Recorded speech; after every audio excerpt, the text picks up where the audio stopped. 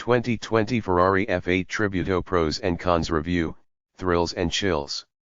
This car's got issues, and you're gonna pay. Pros: missile acceleration, quick cornering, bumpy road mode. Cons: wooden brakes, too light steering feel, looming snap oversteer.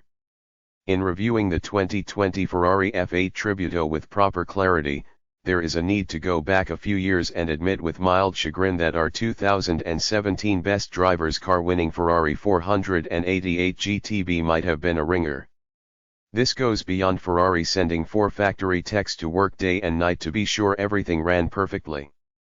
By contrast, Porsche traditionally sends Frank the PR guy, who watches the Italian antics with mild amusement.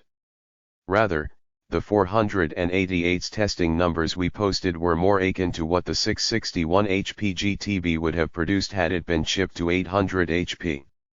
And well-placed sources with deep connections say that might indeed have been the case. But what's that the old salts say? If you ain't cheatin', you ain't tryin'. It would be far from the first time a manufacturer sent a hot car to a motoring magazine's shootout. Hey, innocent until proven guilty, right? 2020 Ferrari F8 Tributo, one scary stallion. Fast forward to this year's contest, and witness the 488's spiritual successor, the F8 Tributo. It's lighter, and it has more power. But is it faster? Not according to our test numbers, where the old 488 GTB was quicker to 60 miles per hour, neck and neck at the quarter, and quicker around the figure 8 with a much higher average G load. Plus, it turned an astonishing 0.6 second quicker lap time around Laguna Seca Raceway. The F8 Tributo had issues, too, the most serious of which being its wooden brakes, not our first experience in a Ferrari, that required a trackside rebuild an estimated $20,000 plus fix at your neighborhood Ferrari dealer. Then, after an incomplete bedding in by a Ferrari tech, the F8 had mild-mannered pro racer Randy Pobst swearing a blue streak as he blew through Laguna Seca's crucial turn 11 and into the gravel trap. So what's the deal with the F8 Tributo? Intermittent thrills and chills followed by clenched teeth and relief, road test editor Chris Walton said. This was the only car that spooked me at Laguna Seca. The F8's super quick steering ratio, combined with its too light steering feel, prompted some nervy moments when aiming for the apex. Pobst's answer, CT off mode, where the nannies still deliver a we got this reassurance to the driver.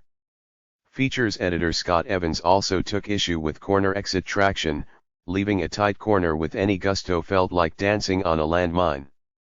The car can't put the power down when there's any steering in it. You're asking for snappy power oversteer. No thanks. This car feels dicey when you push it all the way. However, going fast in a straight line to impress your passenger is something the Ferrari missile does very well, senior features editor Johnny Lieberman said, adding that the dual-clutch transmission shifts like a buttered hummingbird and that the column-mounted carbon fiber paddle shifters are a tactile delight.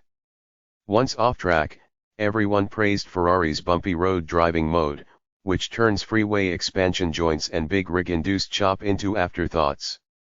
2020 Ferrari F8 Tributo, quiet riot? Some judges were underwhelmed by the F8's rather tame engine and exhaust notes. There was no shrieking, no sound of shredding paper. Just a humdrum thrum. Even during Pobst's hot laps, the Ferrari didn't blow up the track's 92 dB sound meter, the Lamborghini did it in 5th gear coasting at 60 miles per hour. This impacts the driver, as well, as there is no oral hint that the engine is approaching redline, thank goodness for the shift alert lights mounted in the steering wheel rim.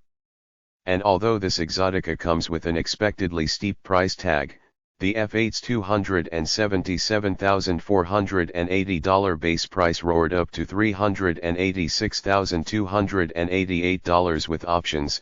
We couldn't determine which was the worst price gouging, charging $34,000 for carbon fiber wheels, also part of a big $18,500 package on the Ford Mustang Shelby GT500. The wheels are made by the same supplier, too, or $4,200 for Apple CarPlay compatibility, a feature that's baked into the price of a Kia. In looking at the total package, we advise you to do the math.